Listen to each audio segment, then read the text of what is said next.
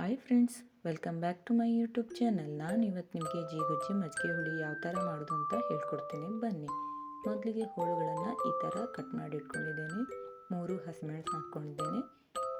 ಇವಾಗ ಬೇಯಲಿಕ್ಕೆ ಇಡ್ತಾ ಇದ್ದೇನೆ. ಬೇಯಲಿಕ್ಕೆ ರುಚಿಗೆ ತಕ್ಕಷ್ಟು ಉಪ್ಪು, ಸ್ವಲ್ಪ ಪ್ರಮಾಣದಲ್ಲಿ ನೀರು, ಅಂದರೆ ಹೋಳು ಮುಳುಗುವಷ್ಟು ನೀರು ಹಾಕ್ಕೊಂಡು ಬೇಯಲಿಕ್ಕೆ ಇಟ್ಟಿದ್ದೇನೆ. ಇವಾಗ ಗ್ರೈಂಡರಿಗೆ 3 ತೆಂಗಿನಕಾಯಿ ಕಡಿನ ತುರಿದು ರುಬ್ಲಿಕ್ಕೆ ಹಾಕಿದ್ದೇನೆ. ಗಾಂಧಾರಿ ಮೆಣಸು 5ರಿಂದ 6 ಹಾಕ್ಕೊಂಡಿದ್ದೇನೆ. ನಿಮಗೆ ಎಷ್ಟು ಖಾರ ಬೇಕು ಅಷ್ಟು ಹಾಕ್ಕೊಳ್ಬೋದು. ಇವಾಗ ಹೋಳುಗಳು ಬೆಂದಿದೆ ನೋಡಿ. ಬೆಂದ ಹೋಳಿಗೆ ನಾನು 1 ಸೌಟಿನಷ್ಟು ಸ್ವಲ್ಪ ಹುಳಿ ಇರುವ ಮಜ್ಜಿಗೆಯನ್ನು ಹಾಕಿ ಚೆನ್ನಾಗಿ ಮಿಕ್ಸ್ ಮಾಡ್ಕೊಳ್ತಾ ಇದ್ದೇನೆ. 1 ಕುದಿ ಬಂದ ನಂತರ ರುಬ್ಬಿದ ಮಿಶ್ರಣನ ಹಾಕ್ಕೊಳ್ತಾ ಇದ್ದೇನೆ ನೋಡಿ. ಹಾಕ್ಕೊಂಡಿದ್ದೇನೆ. ಚೆನ್ನಾಗಿ ಮಿಕ್ಸ್ ಮಾಡಿಕೊಳ್ಬೇಕು.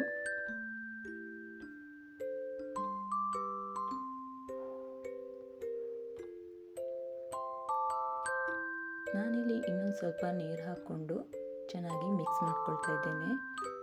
ಉಪ್ಪಿನ ಪ್ರಮಾಣ ಕಮ್ಮಿ ಆಗಿದೆ, ಉಪ್ಪನ್ನು ಸ್ವಲ್ಪ ಹಾಕ್ಕೊಂಡಿದ್ದೇನೆ.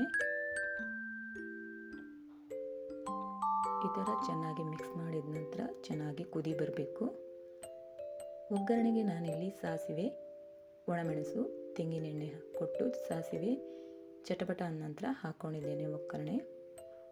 ಹಾಗೆ ನನ್ನ ಚಾನಲ್ಗೆ ಇನ್ಯಾರೆಲ್ಲ ಸಬ್ಸ್ಕ್ರೈಬ್ ಆಗಿಲ್ಲ, ಸಬ್ಸ್ಕ್ರೈಬ್ ಆಗಿ, ಶೇರ್ ಕೊಡಿ, ಲೈಕ್ ಕೊಡಿ, ಕಮೆಂಟ್ ಮಾಡಿ ನೋಡಿ. ಊಟಕ್ಕೆ ಅಂತ ನಾನು ಬೇರೆ ಪಾತ್ರಕ್ಕೆ ಹಾಕ್ಕೊಳ್ತಾ ಇದ್ದೇನೆ ನೋಡಿ.